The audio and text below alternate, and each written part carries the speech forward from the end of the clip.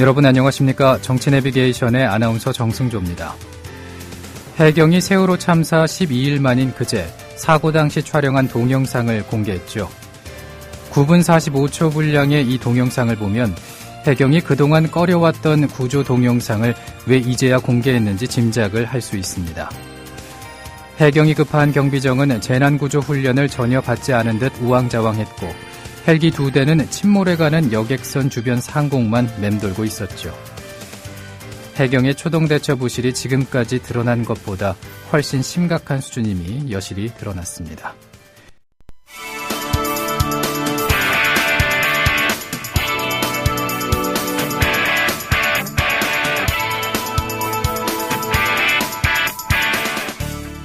현장성과 깊이가 다른 정치 해설. 지금 여러분께서는 정치 내비게이션을 듣고 계십니다. 진행의 정승조 아나운서입니다.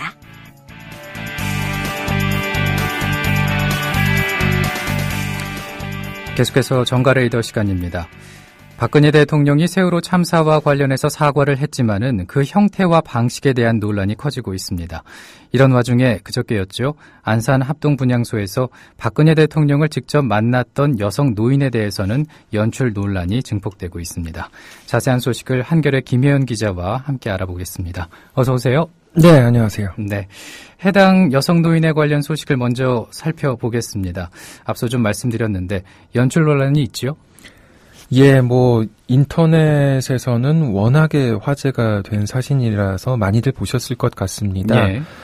박근혜 대통령을 꼭 붙잡고 있는 한 노인의 모습인데 마치 박근혜 대통령을 위로하는 것 같기도 하고 한편으로는 또 박근혜 대통령이 유족을 위로하는 것처럼 보이기도 하는 그런 사진이었죠. 사진 설명에 유족으로 보이는 이라는 대목이 붙어 있어서 논란이 좀 됐습니다. 손톱의 매니큐어가 너무 멀쩡하게 있다. 또 합동분향소에 과연 유족이 와야 했겠느냐 이런 지적이 나왔었고 그러면서 청와대의 연출 의혹까지 일었던 것도 사실입니다.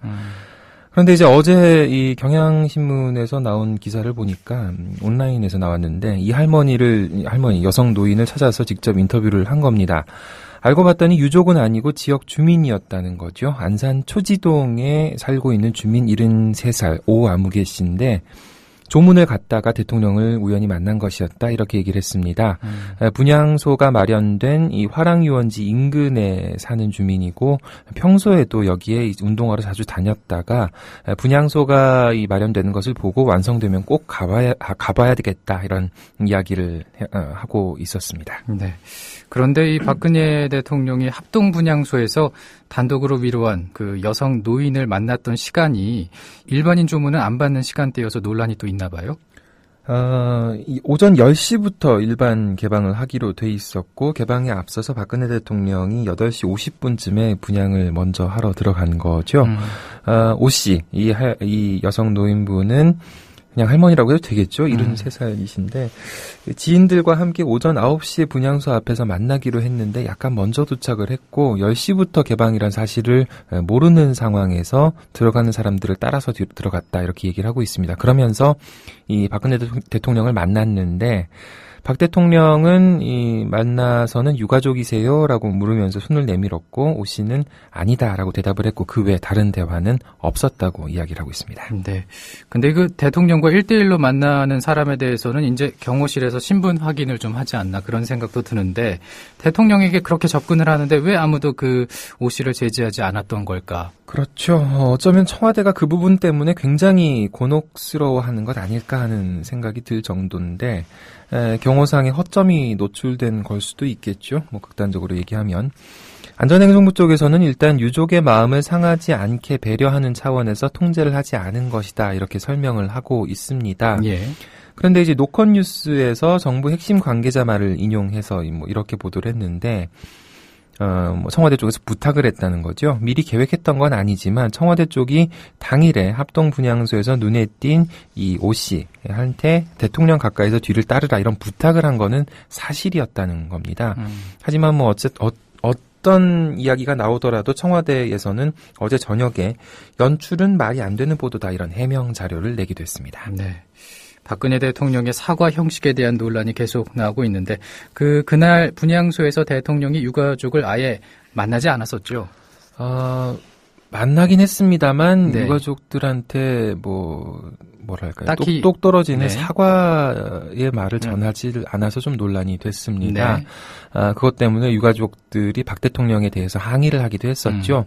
책임자로서 가족들을 직접 만나서 사과하는 모습을 보이지 않았다. 이런 데 대한 분노였는데 예를 들어서 박근혜 대통령이 영정의 머리를 숙일 때 울분 섞인 유족들의 고함이 터져 나오는 그런 장면도 있었습니다. 예. 유튜브에 보면 그런 영상들이 있는데 대통령 자식이라면 이렇게 했겠느냐, 여기까지 와서 먼저 유족들 만나서 사과 한마디 안 할 수 있냐, 이렇게 격렬하게 항의를 했던 겁니다. 방명록을 박근혜 대통령이 작성을 하고 있었는데 거기에 대해서도 흥분한 남성 유족 한 명이 대통령이 왔으면 가족들을 만나야 할 것 아니냐, 이렇게 외치면서 울분을 토하는 모습도 있었고, 한 여성 유족도 우리 자식이면 대통령님 자식이기도 한 거 아닙니까, 이렇게 울부짖는 그런 목소리도 있었습니다. 네. 그러면 박근혜 대통령이 유족들을 만나면서는 어떤 얘기를 했습니까? 가족들이 이런저런 얘기를 하면은 박근혜 대통령이 말씀 잘 알겠습니다라고 되풀이할 뿐 사과를 하지 않았다는 지적을 하고 있습니다. 유족 10여 명과 이렇게 마주쳐서 빙 둘러싸이는 일도 있었는데 예. 유족들이 누구 하나 물러난다고 해결될 문제가 아닙니다. 그러니까 정홍원 총리 얘기겠죠. 또 이래서 우리나라 국민들이 이 나라를 떠나고 싶어하는 것 아니겠느냐, 이렇게 항의를 하기도 했고요.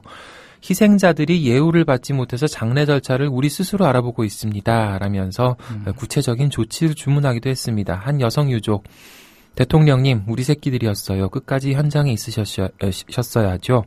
그거 아닙니까? 왜 서로 미룹니까? 우리 딸하고 9시 48분까지 통화했습니다. 그때까지만 해도 웃더라고요. 라고 얘기를 했는데, 박근혜 대통령, 사실, 거기서 어떤 얘기를 하는 게 적절한지는 잘 모르겠습니다만 어쨌든 중간중간 고개를 끄덕이고 또 간간히 한숨을 내쉬고 말씀 잘 알겠습니다라고 했는데 이게 또 유족들의 불만을 산 것도 사실인 것 같습니다. 네.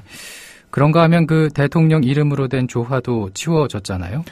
그렇죠. 대통령이 떠난 뒤에 일부 유족들이 대통령 조화 밖으로 꺼내버려, 이렇게 소리를 치면서 다른 유족들도 또 호응을 했습니다. 분향소 가운데 있었던 박근혜 대통령 그리고 이외 고위 공무원 및 정치인들의 조화도 치워달라, 이렇게 요구를 한 거죠.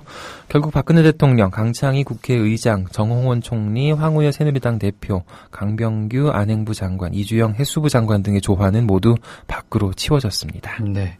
그리고 분향소는 아니었지만은 국무회의에서 박근혜 대통령이 사과 발언을 하기도 했잖아요. 그렇습니다. 그저께 청와대에서 열린 국무회의에서 발언이 있었죠. 그대로 보면 사전에 사고를 예방하지 못하고 초동 대응과 수습이 미흡했던 데 대해서 뭐라 사죄를 드려야 그 아픔과 고통이 잠시라도 위로받을 수 있을지 가슴이 아프다. 이번 사고로 많은 고귀한 생명을 잃게 돼서 국민 여러분께 죄송스럽고 마음이 무겁다, 이렇게 얘기를 했습니다. 네. 그런데 아까 지금 계속 언급이 되고 있는데 이 형식상의 문제가 계속 지적이 되는데 국무회의 석상이라는 게 TV에서 많이 보셨습니다만 탁자를 놓고 대통령, 국무총리, 장관들, 국무위원들이 이렇게 쭉 빙 둘러 앉아서 하는 회의죠. 예. 박근혜 대통령이 앉은 자리에서 탁자를 놓고 거기에 앉아서 국민들이 아니라 장관들을 앞에 놓고 사과 발언을 거의 읽다시피 한 건데 비판하는 쪽에서는 이거 착석 사과다. 착석 사과. 지금 이렇게 비난을 하기도 합니다. 과연 진정성을 느낄 수 있겠느냐, 이런 지적도 나오고 있습니다. 네. 박 대통령의 사과 발언 내용은 어땠습니까? 좀 더 살펴보면 과거로부터 쌓인 적폐를 바로잡지 못해서 너무도 한스럽다. 집권 초 악습과 잘못된 관행을 바로잡는 노력을 더 강화했어야 하는데 안타깝다, 이렇게 얘기를 했죠. 네. 그런데 이것도 마치 사고의 근본적인 원인이 과거로부터 쌓인 적폐, 또 악습과 잘못된 관행을 지적하고 있어서 마치 이전 정부에 있다는 듯한 그런 뉘앙스를 풍겼습니다.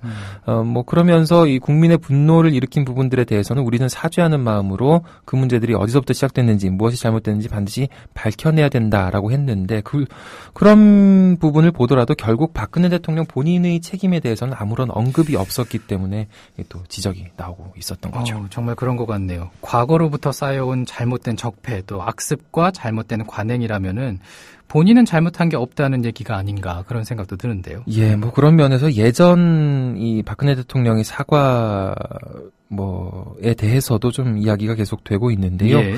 늘 이 본인이 아니라 남이 잘못했다 뭐 이런 인식을 보여줬다는 지적도 나오고 있고요. 계속 이렇게 나오다 보니까 박 대통령이 사과를 하더라도 진정성이 느껴지지 않는다 이런 지적도 나오고 있습니다. 예. 취임 이후에 지금까지 모두 5차례 또는 6차례 사과를 했는데 형식이 대충 이렇습니다. 짧은 사과 한 문장, 그 다음에 뭐 아주 긴 배경이랄지 뭐 어떤 분들은 핑계라고도 하는데, 그리고 그 내용은 주로 보면 이제 다 남 탓을 하면서 특히 공직자들을 질타하는 그런 경우가 많았고요. 예. 그러다 보니까 이게 사과인지 선언인지 모르겠다 이런 지적도 나오는 거죠. 네. 그 사과라는 것을 국민들 앞에서 하는 게 아니라 자기 사람들과의 회의석상에서 한다는 지적도 많잖아요. 예, 뭐 5차례로 보면은 그중에 4차례가 아까 말씀드린 대로 국무회의이거나 청와대 수석 비서관 회의처럼 이 본인이 임명한 장관이나 청와대 수석 비서들 앞에서 간접적으로 하는 겁니다. 예. 딱 한 번 텔레비전 화면을 통해서 국민들 앞에 서서 뭐 이 송구스럽다는 얘기를 한 적이 있었는데 네. 박근혜 정부 출범 직후였죠. 3월 4일이었으니까 출범한 지 한 열흘 됐을 때입니다. 대국민 담화를 발표했는데 이때 국민들께 송구스럽다는 얘기를 했습니다. 그런데 내용을 보면은 그 송구스럽다, 미안하다는 얘기가 아니라 이 굉장히 분노에 찬 목소리로 정부 조직법을 통과시켜 달라는 얘기였습니다. 예. 거기에 대해서 반대하고 있는 야당을 굉장히 겁박하는 그런 표현이고 내용이어서 사과로 보기 힘들다는 뭐 그런 이야기도 있습니다. 그렇기 때문에 뭐 그러다 보니까 박근혜 대통령이 이번에 사과를 한다고 했는데 이 언론에서 이게 4차례인지 5차례인지 뭐 이렇게 엇갈려서 보도하기도 했었죠. 네. 그렇다면 한 번은 그때였고 또 한 번은 세월호 사고 때였고 나머지 3번은 언제였습니까? 나머지 3번 중에 첫 번째가 이 윤창중 대변인 사고 때였습니다. 예. 이 5월 13일에 직접 사과에 나섰는데 이 사과의 장소는 마찬가지로 이 뭐 청와대 수석비서관 회의, 청와대 회의석상이었고 그때 얘기한 걸 보면은 공직자로서 있어서는 안 되는 불미스러운 일이 발생해서 국민 여러분께 실망을 드린 데 대해서 송구스럽게 생각한다. 이번 일로 동포 여학생과 부모님 받았을 충격 그리고 동포 여러분의 마음에 큰 상처를 드려서 진심으로 사과드린다라고 했습니다. 예. 그러면 이제 이 사과를 하면서 뭐 본인 얘기는 없죠, 여기 지금 보면. 그런데 그러면서 이 공직기강 확립을 강조를 하는 거죠. 마치 이 본인은 공직자가 아니고 부하 공직자들의 잘못을 대신 사과하는데 앞으로 부하들을 채찍질하겠다 이런 이 형태였기 때문에 이 자기 잘못은 없다는 얘기 아니냐 이런 비판도 나왔던 게 사실입니다. 그렇군요. 그러면 그 나머지 2번도 비슷한 방식으로 사과를 이어갔나 봐요? 예, 뭐 기초연금 공약 후퇴에 대해서도 사과를 했는데 그때도 청와대 국무회의석상에서 했고 이게 뭐 최선이다 이런 식으로 항변을 하면서 이게 절대로 공약 포기는 아니다라고 강조를 했었죠. 또 국정원 간첩 혐의 조작 사건, 유성 씨 사건 관련해서도 지난 4월 15일에 사과 발언을 했는데 이때도 청와대 회의석상이었습니다. 예. 국정원의 잘못된 관행과 철저하지 못한 관리체계의 허점이 드러나서 국민께 심려를 끼쳐서 송구스럽게 생각한다고 했는데 이 관행과 허점을 만든 게 누군지, 뭐 박근혜 대통령 본인은 관리에 대한 책임은 없는지에 대한 언급이 없었습니다. 특히 이 국정원 사건 같은 경우에는 이전에 있었던 남북 정상회담 대화록 공개, 또 국정원 댓글 사건 수사 방해 같은 남재준 원장을 좀 싸고 도는 그런 본인의 잘못이나 책임에 대해서는 전혀 뭐 책임이 없다는 그런 태도였던 겁니다. 예. 박근혜 대통령의 사과를 보면서 유족들은 대통령의 사과는 사과가 아니다 이렇게 반발을 하고 있잖아요. 예, 뭐 유가족 대책회의가 기자회견을 열어서 5천만 국민이 있는데 박근혜 대통령의 국민은 국무위원뿐이냐, 비공개 사과는 사과도 아니다 이렇게 강도 높게 비판을 했습니다. 예. 결국 뭐 여러 가지 문제점이 있겠습니다만 추려보면 이미 사과해야 될 타이밍을 놓쳐서 마지못해 사과하는 듯한 그런 인상을 준 데다가 그나마도 높은 자리에서 사람들을 내려다보면서 하는 듯한 그런 형식이 문제가 됐던 거죠. 사실 청와대에서는 박근혜 대통령이 직접 나서서 이렇게 사과를 하면은 사태를 진정시킬 수 있을 것이다. 그래서 일종의 변곡점이 될 수 있을 것이다. 이렇게 전망을 하기도 했었는데 좀 빗나가는 분위기죠.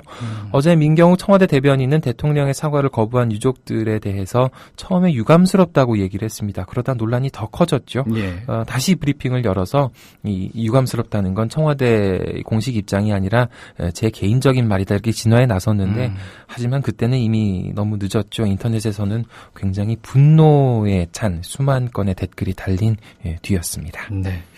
대통령이 추가적으로 대국민 입장 발표가 있을 건지 여부에 대해서도 혼란이 있었다고요? 예, 청와대에서 민경욱 대변인이 이런 발표를 할 때 기자들이 박근혜 대통령이 그럼 다시 대국민 입장 발표를 할 거냐 이렇게 질문을 했습니다.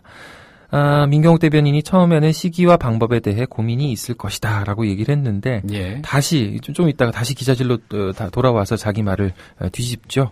어제 사과가 나온 마당에 대변인이 다음 사과가 어떻게 있을 것 같다고 언급하는 것 자체가 적절치 않다라고 한 건데 예. 이 결국 뭐 박 대통령이 추가 사과를 한다는 건지 안 한다는 건지를 전혀 알 수 없게 만들어 버렸습니다. 청와대가 이런 상황을 자초하면서 결국 이 내부적으로 얼마나 지금 허둥지둥하고 있는지를 고스란히 보여주고 있다는 지적이 나왔습니다. 네. 오늘이 노동절이고 또 곧바로 이제 연휴가 이어질 텐데 청와대가 어떤 액션을 취하기도 참 난감한 시점이지 않을까 그런 생각이 들어요. 예, 뭐 그렇게 전망할 수 있겠죠. 그렇기 때문에 박 대통령이 일종의 오랜 고민, 장고 상태로 돌입하지 않겠느냐는 예상이 나오고 있고요. 예. 청와대가 내부적으로는 사고를 또 수습해야 되고 이 세월호 참사의 후속 대책 또 그에 따른 정호원 총리가 지금 이제 사의를 표명한 상태인데 개각 또 청와대 개편, 공직사회 개혁 방안 이런 이 약속한 과제들을 하나하나 이행해야 되는 그런 과제가 있습니다. 예. 한편으로는 또 이 세월호 참사로 그동안 추진해왔던 이 청와대의 규제 개혁 같은 그런 뭐 경제 개혁 3개년 계획이나 공공기관 개혁 작업도 사실상 뭐 올스톱된 상황이죠. 또 연초부터 밀어붙였던 통일 대박론이라는 이 통일 담론도 머뭇거릴 수밖에 없는 분위기가 됐습니다. 이 오바마 대통령이 지난주에 한국에 왔었는데 그때 이 한미 정상이 내놨던 일련의 대북 압박성 발언 때문에 북한이 맹렬하게 반발을 하고 있는데 이것도 결국 이 남북 간의 대화 가능성을 점치기 힘들게 만든 그런 상황이기도 합니다. 네. 이런 상황에서 대통령의 지지율은 어떨까 궁금해집니다. 뭐 어떤 보도들이 나오고 있나요? 뭐 지지율이 뭐 떨어졌다, 네. 지지율이 뜻밖에 올라갔다 이런 뭐 엇갈리는 보도가 있습니다. 어쨌거나 좀 불안정한 모습인데요. 예. 청와대로서는 어쨌든 지금 이 세월호 참사 때문에 커질 대로 커진 이 청와대와 정부에 대한 불신을 해소하는 게 지금으로서는 가장 시급한 과제라고 볼 수 있을 것 같습니다. 이 참사가 어느 정도 수습이 되고 내각을 개편하더라도 지방선거가 또 있고 장관의 청문회 기간도 점쳐볼 수 있는데 그렇게 되면은 다시 이 정부의 제대로 된 진용을 갖추려면 최소 석 달 이상은 걸리지 않겠느냐 이런 전망도 가능할 것 같습니다. 그러다 보니까 정치권뿐만이 아니라 청와대 내부에서도 박 대통령의 추가적인 대국민 담화 또는 사과 아니면 인적 개편의 발표 같은 걸 좀 최대한 서둘러야 되지 않겠느냐 이런 의견도 커지고 있습니다. 네, 오늘 여기까지 듣겠습니다. 고맙습니다. 감사합니다. 한겨레의 김희연 기자와 함께했습니다.